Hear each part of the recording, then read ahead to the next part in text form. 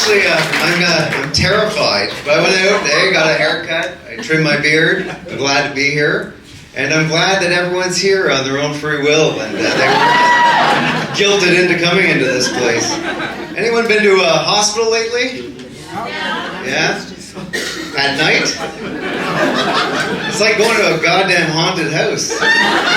No, for real. You've all seen it. You're walking down the hall and you're seeing people walking around with their IVs. They look like zombies. Everyone that works there is dressed up. They're all wearing masks. It's just, I don't know. It's like every hallway you go down, all you hear is, whoa, you know what I mean? Yeah, it's just like, you can feel the thickness in the air. It's just curtains separating screams. It's terrifying. You walk down, you don't want to look down the hall. You see some old guy, right, wearing a Megadeth shirt with no pants on, using a walker to try to get to the bathroom. He hasn't made it. He's pissed all over the floor. Now he's slipping and sliding in it. He's like a failed contestant on Dancing with the Stars. But the hardest part about visiting a hospital at night is trying to find your way out of it. The hospital that my mom's at, you need a passcode to get out. So the first time I go there, I didn't have the passcode, so I go to the nurse's station and I said, can I get the passcode? They're like, yeah, listen, but just before you go out, there's going to be like 2 or 3 patients that are hanging out. They want to leave. You can't let them out. So I said, okay. So I go out there and I head down to the doors, and sure enough, there's like 3 of them there. And the best way to describe it, I guess, is like driving by an LCBO at like 10 to 10 in the morning. You got like 2 or 3 of them hanging out there. They're just like,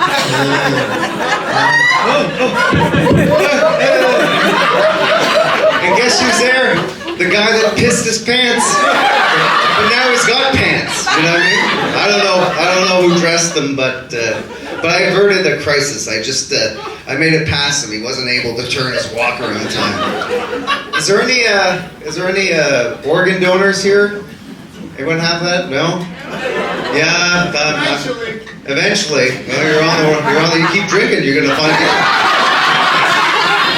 No, I only asked that because my mom, she's going in for surgery, so they ask you a bunch of questions, right, before you go do it, and they ask you, like, what? Some of them are like, do you want to be resuscitated? Do you want to donate your organs? So my sister and I are driving home from doing this, and she says, do you think Mom should donate her organs? I'm like, are you fucking kidding me? Now listen, I know, I'm looking out here, I see a whole bunch of people, and I know you probably all love your moms. But sometimes you gotta let nature take its course. I just look at it. Anyone here seen Harry Potter before? Well, if you haven't, Harry Potter is like, in there's like an evil wizard, right? Who splits his soul into 7 or 8 pieces. That's like my mom. Her organs. And you gotta just like do like Lord of the Rings with that stuff. And just, instead of a ring, just take her organs and throw it into a mountain of fire. It's enough to make you drink. You drink? I used to drink. I don't drink anymore, mostly because of bad decisions. Last time I drank, I ruined a family vacation. And we were going to some place in Quebec, and we're driving, and everything's going well, everyone's getting along, and then you know this one. And then I look out, and when we park, I see this wallet on the ground. So, being the stand-up guy I am, I tell everyone, just go ahead, I'll bring this to the lost and found. And this guy, he's probably done the same fucking thing. So I go there, and I go to the lost and found, and there it is, a private bar. So I'm thinking to myself, I'm like, this is great. This is my great deed. God is saying, hey, karma, it's good. So what happens is, one by one, like good little soldiers, every male family member shows up. We start drinking, have a couple beer, probably a couple dozen. And just like every other great party, it was ruined by a keg load of estrogen walking through the door. Yeah, that's when I knew that karma was a bitch. And bringing back wallets don't mean fuck all. Yeah, so there it is. I guess the best way to quote my wife was, she said, how did it go? If you want to drink, find your own fucking way home.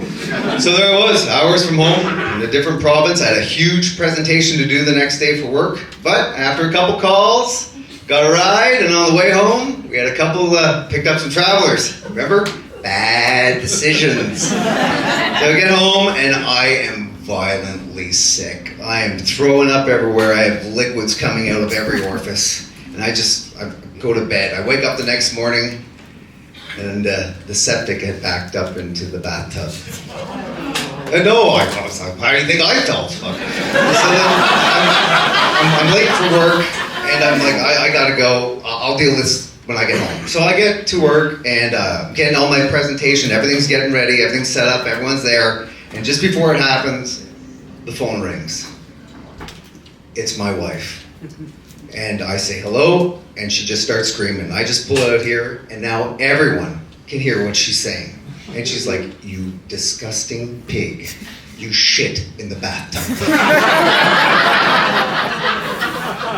And now, yeah, well, that happens, eh? That's why you should stop drinking now. So before I go, I'll just give you guys a little bit of advice. If you want to get rid of one of your spouses. I've been thinking about this a lot lately. And see, what you do is, you can't do it yourself. You know, you need all kinds of stuff. You need rope, acid, lime, saws, all kinds of that shit. You just can't go to Home Depot and buy this shit. I've watched true crimes. You'll get caught right away, right? So what you do is you get your family members to buy it for you as gifts. Christmas gifts, birthday presents. And if you want to be real fun, you get her family to do it too. Yeah. I know some of you fuckers are thinking about that right now. That's all my time. Thank you, Mom. Where are you? You're over there? I'm so sorry. Thank you.